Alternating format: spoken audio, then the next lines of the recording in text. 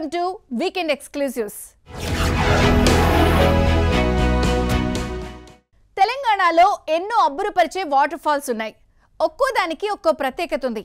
అలాగే మహబూబాబాద్ జిల్లాలో ఓ దట్టమైన అడవి మధ్యలో అద్భుతమైన జలపాతం ఉంది. 70 అడుగుల నుంచి దూకే ఈ జలపాతం అందాలు చూడటానికి 2 కళ్ళు చాలవంతే. పాండవులు వనవాసం చేసిన ప్రాంతాల్లో ఇది ఒకటని చెప్తూ ఉంటారు. అంతేకాదు ఇంకా ఈ జలపాతానికి చాలా ప్రత్యేకతలున్నాయి. అవేంటో ఈ వీడియోలో చూసేయండి.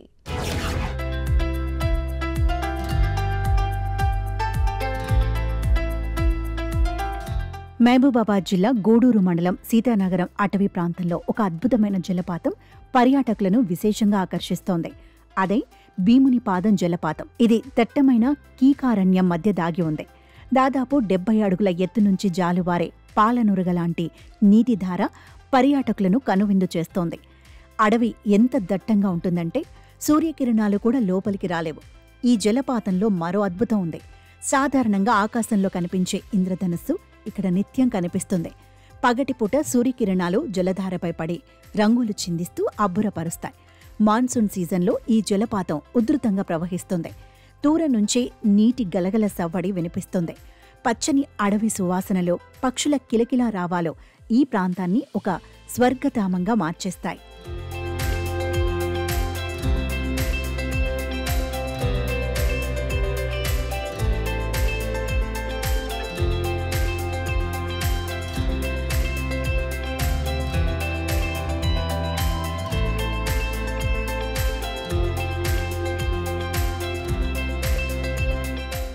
స్థానికులు ఈ జలపాతం వెనుక ఒక చరిత్ర ఉందని చెబుతున్నారు. మహాభారత యుగంలో పాండవులు వనవాసం చేసినప్పుడు ఈ ప్రాంతంలో నివసించారట. ఆ సమయంలో భీముడు తన గదను పర్వతంపై బలంగా దించడంతోనే ఈ జలధార పుట్టిందని వారి నమ్మకం. అందుకే దీనికి భీముని పాదం అనే పేరు వచ్చిందని చెబుతున్నారు. ఈ జలపాత అందాలను వీక్షించటానికి ఖమ్మం, హైదరాబాద్ వంటి ప్రాంతాల నుంచే కాక ఇతర రాష్ట్రాల నుంచి కూడా వస్తున్నారు. ఇది జలపాతానికి పెరుగుతున్న జాతీయ ఆకర్షణకు నిదర్శనం. మేము గుజరాత్ నుంచి వచ్చాము. ఇక్కడ చాలా జలపాతం బాగున్నదని చూడడానికి వచ్చాము. మేము అక్కడే ఉంటాయి కానీ మేము అక్కడ చూడలేము. ఇక్కడికి వచ్చాము చూడడానికి. చాలా బాగా అనిపిస్తుంది జలపాతం చూస్తే. పిల్లలతో వచ్చాము. 20 మంది దాకా వచ్చామండి. చాలా సంతోషపడతారు పిల్లలు. గుజరాత్లో ఉంటాయి కానీ మేము ఎక్కువ వెళ్ళామండి. అందుకే పిల్లలతో ఇక్కడికి చాలా దూరం ఉన్నా కూడా వచ్చాము. ఇక్కడికి చాలా మస్తు ఉన్నది. ఇక్కడ జలపాతం చూసి పిల్లలు చాలా సంతోషపడుతున్నారు. మేము వచ్చింది ఫస్ట్ గుజరాత్ అండ్ సూరత్ నుంచి. ఇక్కడ హిస్టారికల్ ప్లేస్ అండ్ హిస్టరీ ఉంది కాబట్టి చూడ్డానికి వచ్చినాం. ఇక్కడ భీముడు పాదం అంటే అందరికీ హిస్టరీ తెలవాలని, మాకు తెలవాలని ఇక్కడికి వచ్చినాం. పేరెంట్స్తో హ్యాపీగా ఉంది అండ్ ఎంజాయ్మెంట్ కూడా ఉంది. తడిస్తే ఇంకా బాగుంటుందని చూస్తాను అంతే. నేను సూరత్ నుంచి వచ్చిన, కేవలం ఈ జలపాతం చూస్తానికి వచ్చిన. కాకపోతే భీముని పాదం అనేది చాలా మంది అనగిన్నా అని నేను నెట్లో చూసి అడ్రస్ తెలుసుకొని ఇక్కడికి వచ్చిన. మళ్ళీ రావాలనిపించే ప్రదేశం ఇది. నా పేరు రోహిత్ అండి. ఇక్కడ మన వరంగల్ దగ్గరలో భీముని పాదం అనే జలపాతం ఉంది.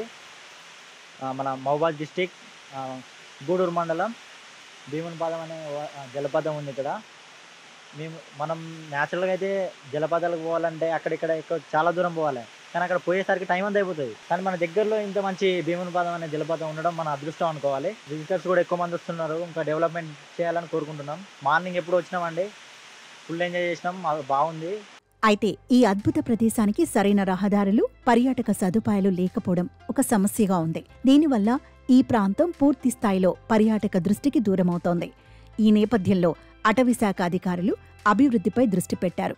భీమునిపాదం జలపాతానికి తేలిగ్గా చేరుకోవడానికి కావాల్సిన కొన్ని దారి నిర్మాణం, ప్లస్ అక్కడికి వచ్చే పర్యాటకులకి వాడుకోవడానికి కావాల్సిన మరుగుదొడ్ల నిర్మాణం, మరియు అక్కడ పర్యాటకులు అందాలను వీక్షించడానికి ఒక వాచ్ టవర్ నిర్మాణం చేపట్టడం జరిగింది.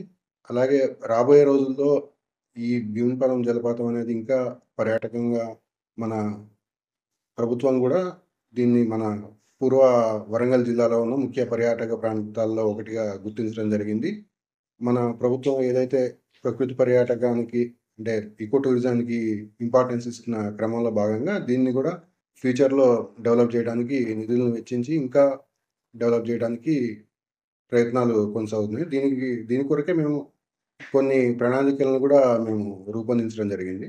రాబోయే రోజుల్లో ఇక్కడ ఎవరైతే పర్యాటకులు వస్తున్నారో వాళ్ళు రాత్రిపూట విడిట్ చేయడానికి కానీ అక్కడ ట్రెక్కింగ్, అంతేకాకుండా మన భీమునిపాదం ఏదైతే జలపాతం ఉందో అది ముఖ్యంగా చూస్తే ఒక ఇంపార్టెంట్ బర్డింగ్ హాట్స్పాట్. అంటే చాలా రకమైన వేరే రాష్ట్రంలో కూడా ఎక్కడ కనిపించని కొన్ని పక్షి జాతులు ఇక్కడికి వస్తూ ఉన్నాయి. దాని కొరకు కూడా మనకి సుదూర ప్రాంతాల నుంచి, మన హైదరాబాద్ నుంచి కానీ వేరే రాష్ట్రాల నుంచి కూడా పక్షి ప్రేమికులు, బర్డ్ ఫోటోగ్రాఫర్స్ రావడం జరుగుతుంది. అయితే భీమునిపాదం జలపాతానికి అవసరమైన సౌకర్యాలు కల్పిస్తే ఈ ప్రదేశం తెలంగాణలో ఒక ముఖ్యమైన టూరిస్ట్ స్పాట్గా మారుతుందనడంలో సందేహం లేదు. మరి అధికారులు వీలైనంత ఏర్పాట్లు చేయాలని స్థానికులు, పర్యాటకులు కోరుకుంటున్నారు.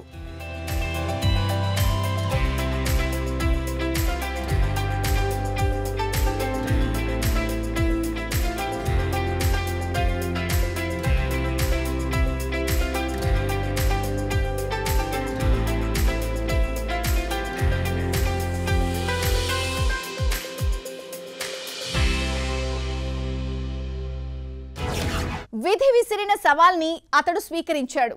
పోలియో రూపంలో కాలం అతన్ని పరీక్ష పెట్టినా దాన్ని అధిగమించి స్విమ్మర్గా రికార్డులు కొల్లగొట్టాడు.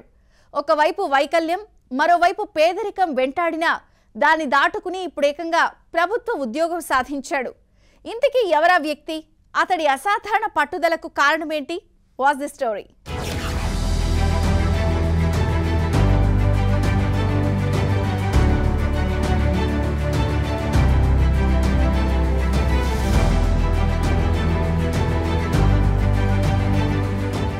ఒకవైపు వైకల్యం, మరోవైపు పేదరికం, రెండూ చిన్నప్పటి నుంచి వెంటాడినా ఓ వ్యక్తి ఏనాడూ కుంగిపోలేదు.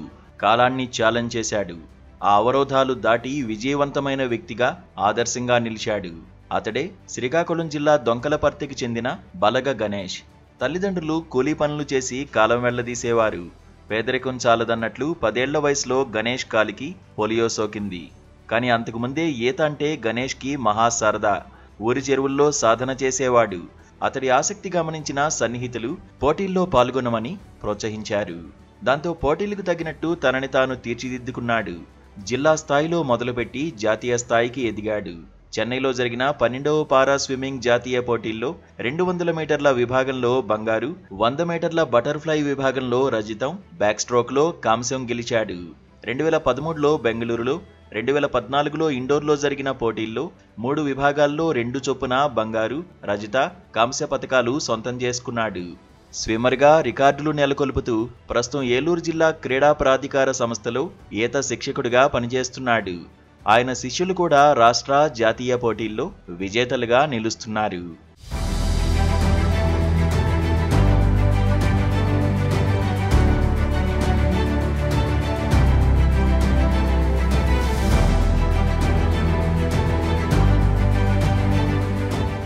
గణేష్ అక్కడితో ఆగిపోలేదు. ఎన్నో పతకాలు గెలిచినప్పటికీ స్విమ్మర్లను ఛాలెంజ్ చేసే అత్యంత కఠినమైన పాక్ జలసంధిని ఏదాలనుకున్నాడు.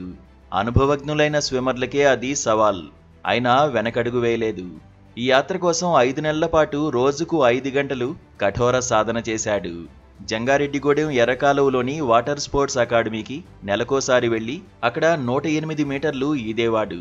వైద్యుల సూచనలతో ప్రోటీన్లు, పోషకాలతో కూడిన ఆహారమే తీసుకున్నాడు. దీంతో ఏప్రిల్ 18, 2025న రికార్డు సృష్టించాడు.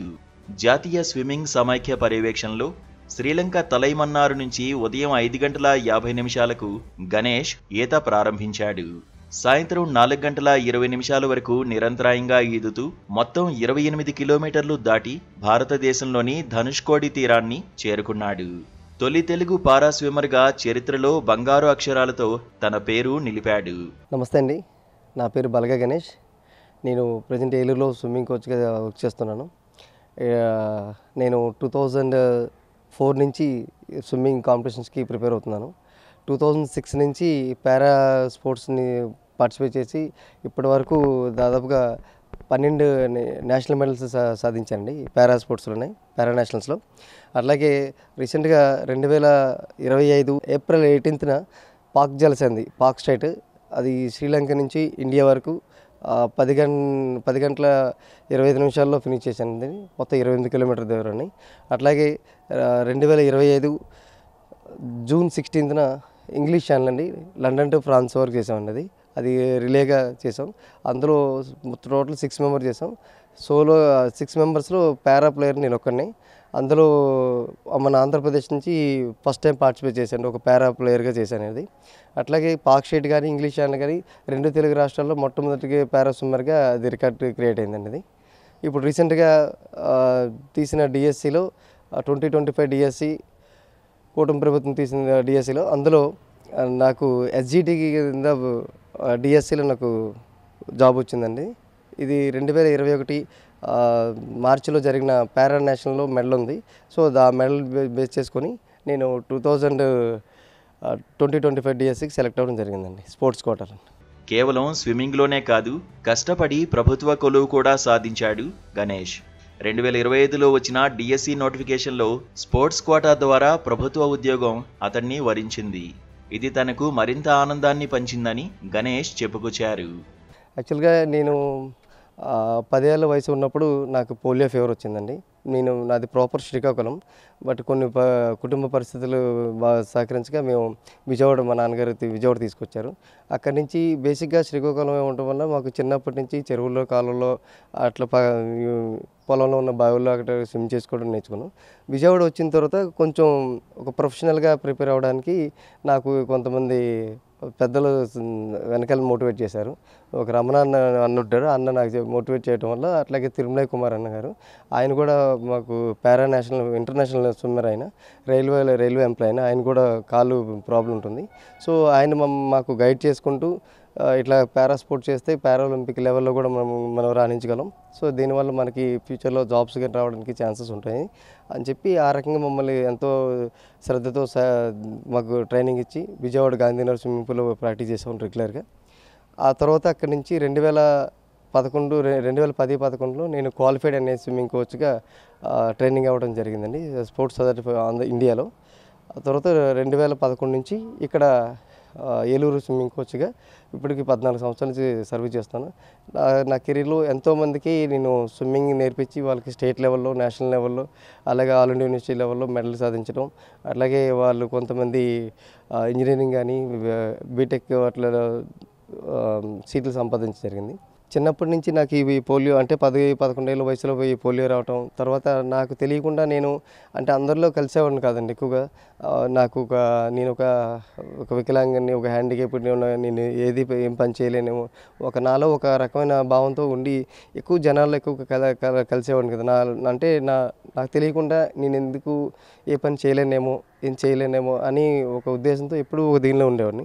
తర్వాత ఎప్పుడైతే మా కోచ్ గారు తిరుమల కుమార్ గారు, అలాగే మా సాంబశివరావు సార్ గారు, ఇట్లా సార్ వాళ్ళు ఏంటంటే మనకి పారా వాళ్ళు కూడా గేమ్స్ ఉంటాయి అని చెప్పి వాళ్ళు మాకు ఎంకరేజ్ చేయడం, అలాగే మేము ఎప్పుడైతే పారా నేషనల్ స్కూల్లో పార్టిసిపేట్ చేయడం, అక్కడ చాలామందిని చూసిన తర్వాత అక్కడ నాకు కొంచెం నేనే ఒక వికలాంగాన్ని అనుకునేవాడిని, నాకున్నదే పెద్ద ప్రాబ్లం అనుకునేవాడిని. ఆ తర్వాత అక్కడ చాలామందిని చూస్తున్న తర్వాత నాకన్నా చాలా దీనమైన స్థితిలో, అంటే చేతులు లేని వాళ్ళు, కాళ్ళు లేని వాళ్ళు, అలాగే నడుము దగ్గర నుంచి ప్యారలైజ్ అయిన వాళ్ళు, ఓన్లీ చేతులతోనే నడిచేవాళ్ళు, వీళ్ళందరినీ చూస్తుంటుంటే నాకు తెలియకుండా నేనే ఒక రకమైన దీనిలో ఒక కంచి వేసుకున్నానేమో. సో దీని నుంచి బయటికి రావాలి, నేను వీళ్ళతో పోల్చుకుంటే నేను చాలా బెటర్గా చేస్తున్నాను, రన్నింగ్ చేయగలుగుతున్నాను, స్విమ్ చేయగలుగుతున్నాను. ఆయన విజయం కొత్త తరానికి ధైర్యం, ఉత్సాహం ఇస్తుందని స్థానికులు ఆనందం వ్యక్తం చేస్తున్నారు. క్రీడారంగం పెద్దలు, అధికారులు గణేష్ పట్టుదలని ప్రశంసిస్తూ గర్వంగా అభినందనలు తెలియజేస్తున్నారు.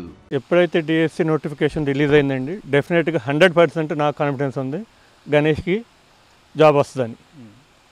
స్విమ్మింగ్ పాయింట్ ఆఫ్ వ్యూ చూస్తే గణేష్ ఇక్కడ రాకముందు స్విమ్మింగ్ అంటే అసలు వెస్ట్ గోదావరి డిస్ట్రిక్ట్ ఏలూరులో కానీ అసలు ఏమీ తెలియదు. స్క్రాచ్ నుండి ఇప్పటి వరకు మొత్తం డెవలప్ చేసింది గణేష్. ఆ క్రెడిట్ 100% క్రెడిట్ గణేష్కే వెళ్తుందండి. గణేష్ రాకముందు ఇక్కడ ఉన్న వాళ్ళకి స్విమ్మర్స్కి స్విమ్మింగ్ అంటే తెలియదు, ఒకటి క్యాప్ పెట్టుకోవడం తెలియదు, గాగుల్స్ పెట్టుకోవడం తెలియదు, డైవింగ్ తెలియదు, టైమింగ్ అంటే ఏంటో తెలియదు. ఇవన్నీ స్క్రాచ్ నుండి నేషనల్ వరకు డెవలప్ చేసింది అంతా గణేష్ అని. చూశారు కదా, గణేష్ తన టాలెంట్ని ఉపయోగించి ఏ రకంగా తన ప్రభుత్వ ఉద్యోగంలో కొలువు పొందారో. నిజంగా అందరికీ ఆదర్శంగా నిలుస్తున్నారు. తన ఆశయమే తనకి ఈ స్థాయికి తీసుకొచ్చిందని చెప్పి కూడా చెప్తున్నారు. మరో మంచి ఎపిసోడ్తో మళ్ళీ మీ ముందుకు వస్తాను. కెమెరామెన్ యూసుఫ్తో ఆలీ, ఏలూరు నుంచి.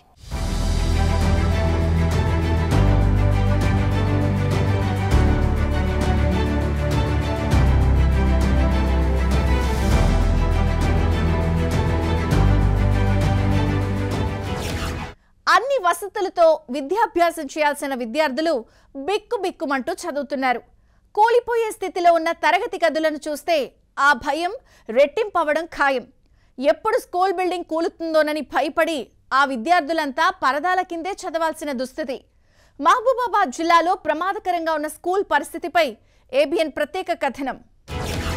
ఎవరు పట్టించుకుంటలేరు సార్, ఆడ కూలిపోతుందని పేరెంట్స్ తోలుతలేరు సార్. రేకులు వేసి ఈడ పరద కట్టి ఈడ చెప్తాను సార్. బయట అడుగుతున్నావు కిరాయిలు 5,000, 3,000 అడుగుతారు సార్. ప్రతి పిల్లాడి భవిష్యత్ తరగతి గదిలోంచి మొదలవుతుందంటారు.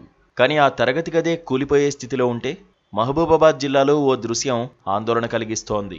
గూడూరు మండలం సీతానగరం గ్రామ శివారులోని పేటతండా స్కూల్ పరిస్థితిది.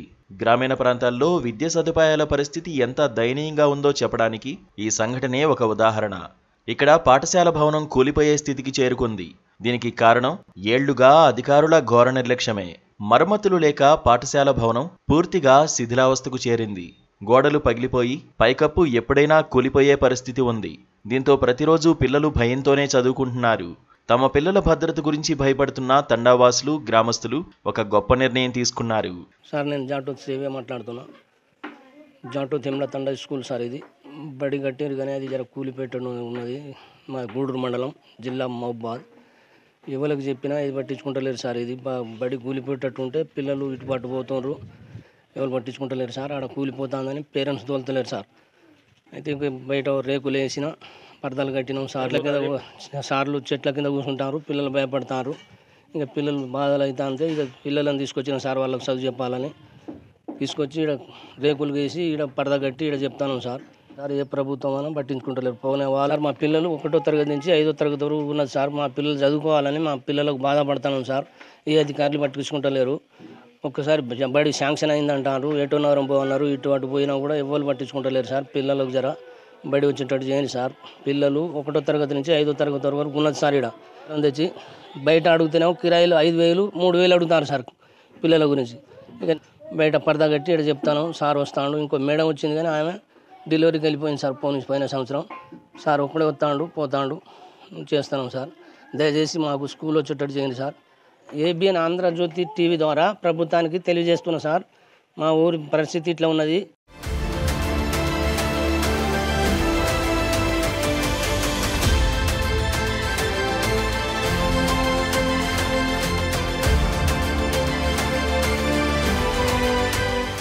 భయపడే బదులు వారే చొరవ తీసుకుని చెట్ల క్రింద పరదాల మాటున తాత్కాలిక తరగతి గదులు నిర్వహిస్తున్నారు. తల్లిదండ్రులు, గ్రామస్తులు అనేకసార్లు సంబంధిత అధికారులకు విజ్ఞప్తి చేశారు. కానీ వారి ఆవేదనకు, విన్నపాలకు ఎటువంటి స్పందన లేకుండా పోయింది. అధికారులు పట్టించుకోకపోవడంపై తల్లిదండ్రులు తీవ్ర ఆవేదన వ్యక్తం చేస్తున్నారు. ప్రతిరోజు భయాందోళనల్లో చదువుకుంటున్న ఈ బాలబాలికలు భవిష్యత్తులో దేశానికి మంచి పౌరులుగా నిలబడాలంటే వారికి సురక్షితమైన వాతావరణం తప్పనిసరి. విద్య అనే జ్ఞానదీపాన్ని వెలిగించే భవనం శిథిలమైతే అది కేవలం ఇటుకల పతనం కాదు, ఆశల పతనం కూడా అవుతుంది. పిపిఎస్ జాటో తేమ్ల తండా హెడ్ మాస్టర్గా నేను విధులు నిర్వహిస్తున్నాను. ఇక్కడికి ట్రాన్స్ఫర్ అయ్యి వచ్చిన తర్వాత పిల్లలకి నేను ఈ బిల్డింగ్లో బోధన చేస్తున్నాను. పిల్లల తల్లిదండ్రులు ఇక్కడికి పిల్లలకి బోధన చేయొద్దని చెప్పి నాతోటి వాదనకు దిగినరు. స్కూలుకు పిల్లలను పంపించడం ఆపేసి వాళ్ళు రేకుల షెడ్డు అనేది వేయించిన తర్వాత పిల్లల తల్లిదండ్రులు పిల్లల్ని పంపించడం ఆపేస్తే 1 నుంచి 5వ తరగతి ఉన్న ఈ పిల్లలను నేను కంటిన్యూగా చదువు చెప్తా అని చెప్పి నేను వాళ్ళను చేరదీసి చెప్తా అని చెప్పి నేను ప్రతిరోజు వచ్చి ఆ చెట్ల కింద కూర్చునేవాడిని. నా సార్ వస్తున్నాడు కదా అని చెప్పి పిల్లల తల్లిదండ్రులు వాళ్ళే ఒక రేకుల షెడ్ అనేది ఏర్పాటు చేసి ఇందులో చెప్పండి సార్, మీరు పిల్లలకు బోధన అందించండి సార్ అని చెప్పి వాళ్ళు చెప్పడం వల్ల ఈ బోధన కొనసాగిస్తున్నాను. 1 నుంచి 5వ తరగతి వరకు పిల్లలు 11 మంది ఎన్రోల్ అయి ఉన్నారు. ఒక 3 ఆధారు లేకుండా ఉన్నారు. ఇప్పుడు ప్రస్తుతం అనేది నేను దీంట్లో బోధన చేస్తున్నారు. ఇంకొక మేడము మెటర్నిటీ లీవ్లో ఉన్నది సార్. పిల్లల తల్లిదండ్రులు భవనం అనేది స్కూల్ భవనం అనేది శిథిలావస్థలో ఉన్నదని చెప్పేసి నాకు వాదన దిగిండ్రు. అయినా నేను ధైర్యం చేసి ఈ బిల్డింగ్లోనే నేను చెప్పడం జరిగింది. పిల్లల తల్లిదండ్రులు ఆ పిల్లల్ని ఆపేసి రానియకుండా ఉంచారు. అయినా నేను ప్రతిరోజు పాఠశాలకు వచ్చి అక్కడ చెట్ల కింద కూర్చొని ప్రతిరోజు రావడం జరిగేది. అయినా పిల్లల తల్లిదండ్రులు ఒక దగ్గర ఏర్పాటు చేసి ఇక్కడ రండి సార్, ఇక్కడ చెప్పండి సార్ అని వాళ్ళు చెప్పించడం జరుగుతున్నది. అదే బోధన అనేది కొనసాగిస్తున్నా సార్.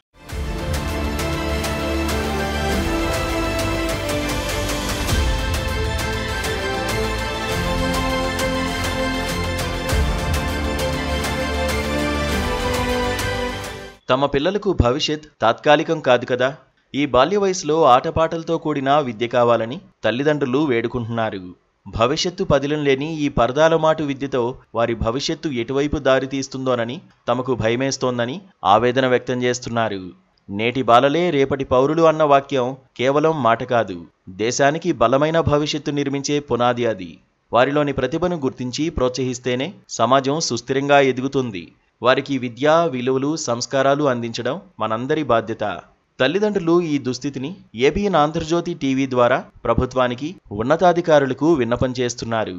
దయచేసి ఈ శిథిల భవనాన్ని కూల్చి కొత్త పాఠశాలను నిర్మించి వారి బాల్యాన్ని, భవిష్యత్తును కాపాడాలని వేడుకుంటున్నారు. ఎవరు పట్టించుకుంటలేరు సార్, ఆడ కూలిపోతుందని పేరెంట్స్ తోలుతలేరు సార్. రేకులు వేసి ఇక్కడ పరద కట్టి ఇక్కడ చెప్తాను సార్.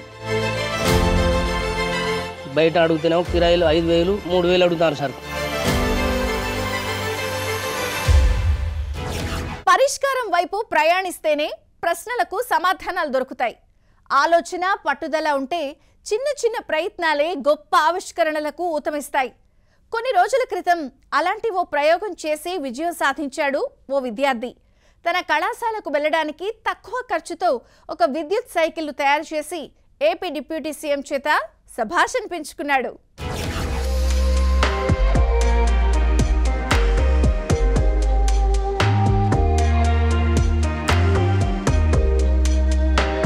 భారత్లో టాలెంట్కు కొదువు లేదు. యంగ్ భారత్ ఆవిష్కరణలో ముందుంది. తాజాగా తక్కువ ఖర్చుతో బ్యాటరీతో నడిచే ఈ సైకిల్ ను రూపొందించిన విజయనగరం జిల్లాకు చెందిన ఇంటర్ విద్యార్థిని డిప్యూటీ సీఎం పవన్ కళ్యాణ్ ప్రశంసించారు. తెల్లాం మండలం జాడవారి కొత్తవలస గ్రామానికి చెందిన రాజాపు సిద్ధు ఎలక్ట్రిక్ సైకిల్ గురించి తెలుసుకున్న ఆయన స్వయంగా పిలిపించుకున్నారు. మంగళగిరి క్యాంపు కార్యాలయంలో సిద్ధుతో ప్రత్యేకంగా మాట్లాడారు. అంతేకాదు, సిద్ధు తయారు చేసిన ఎలక్ట్రిక్ సైకిల్ ను డిప్యూటీ సీఎం స్వయంగా నడిపారు. యంగ్ సైంటిస్ట్ ను వెనకాల ఎక్కించుకుని మరీ రైడ్ చేశారు. సిద్ధు ఆలోచనలను చూసి అబ్బురపడ్డారు. సిద్ధు రూపొందించిన గ్రాసరీ గురు వాట్సాప్ సర్వీస్ బ్రోచర్ ను కూడా చూసి ప్రత్యేకంగా అభినందించారు పవన్ కళ్యాణ్. వినూత్న ఆలోచనలకు మరింత పదును పెట్టాలని ఆకాంక్షిస్తూ సిద్ధుకు 1,00,000 ప్రోత్సాహకం అందించారు.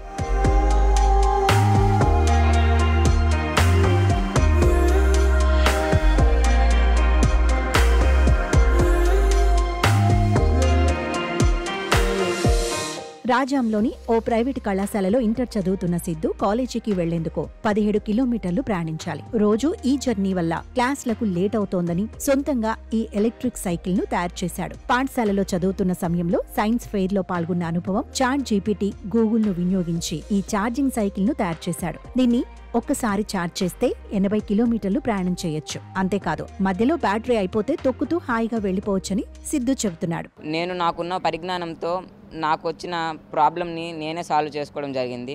కేవలం 35,000తోనే ఒక ఎలక్ట్రిక్ సైకిల్ అయితే తయారు చేయడం అయితే జరిగింది. ఇది నా పాత సైకిల్. ఈ పాత సైకిల్ని కేవలం 35,000 రూపాయల్లోనే ఒక ఎలక్ట్రిక్ సైకిల్గా మార్చడం అయితే జరిగింది. సో ఈ ఎలక్ట్రిక్ సైకిల్ గురించి మాట్లాడాలంటే ఇది ఒకసారి ఫుల్ ఛార్జ్ చేస్తే మనకు దాదాపు 80 కిలోమీటర్ల వరకు రేంజ్ వస్తుంది. అండ్ ఒకసారి ఫుల్ ఛార్జ్ చేయడానికి దాదాపు 3.5 గంటల సమయం అయితే పడుతుంది సార్. దీంట్లో టాప్ స్పీడ్ వచ్చేసి దాదాపు 50 km/h స్పీడ్ కూడా ఉంటుంది. దాదాపు 120 kg నుంచి 150 kg వరకు లోడ్ కూడా వేయొచ్చు. కేవలం దాదాపు 6 రూపాయలతోనే మనకు దాదాపు 80 కిలోమీటర్ల వరకు ప్రయాణించవచ్చు. ఫస్ట్లో 60 రూపీస్ ఉండేది, ఇప్పుడు కేవలం 6 రూపాయలతోనే నేను కాలేజ్కి అయితే వెళ్ళి రాగలుగుతున్నాను. సో ప్రతి మధ్యతరగతి వారు కొనుక్కునే విధంగా కేవలం 35,000లోనే దీనికి తీర్చిదిద్దడం అయితే జరిగింది. అండ్ దీనికి కావాల్సిన స్పేర్స్ అన్నీ నేను రాజస్థాన్, ఢిల్లీ అనే ప్రదేశాల నుంచి ఆన్లైన్లో తెప్పించుకొని దీన్ని మా ఫ్రెండ్ రాజేష్ అనే వ్యక్తితో కలిపి మా ఇంటి దగ్గర కేవలం 2 రోజుల్లోనే తయారు చేయడం జరిగింది. కేవలం 35,000 రూపాయలతో ఎలక్ట్రిక్ సైకిల్ ని తయారు చేసిన ఈ యువకుని స్థానికులు పొగడ్తలతో ముంచేస్తున్నారు. ఇలాంటి వారు ఎందరికో ఆదర్శం అంటున్నారు. దీనికి కావాల్సిన ఎక్స్పీరియన్స్ కూడా నాకు 6th to 10th చదివేటప్పుడు వివిధ రకాల మండల, జిల్లా, రాష్ట్ర స్థాయి సైన్స్ ఎగ్జిబిషన్స్లో పార్టిసిపేట్ చేసి అటల్ టింకరింగ్ ల్యాబ్స్ వర్క్షాప్స్లో పార్టిసిపేట్ చేసి అక్కడ నాలెడ్జ్ గెయిన్ చేసుకోవడం అయితే జరిగింది సార్.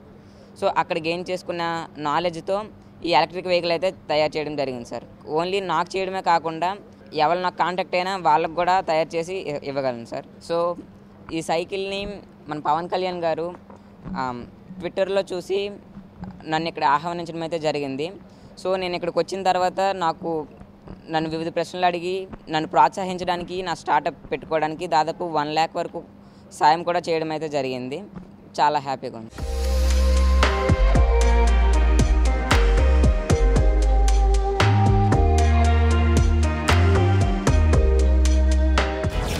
ఇదండి ఇవాల్టి వీకెండ్ ఎక్స్క్లూజివ్స్. వచ్చే వారం మరిన్ని ఇంట్రెస్టింగ్ స్టోరీస్తో మళ్ళీ కలుస్తాను. Until then, keep watching ABN.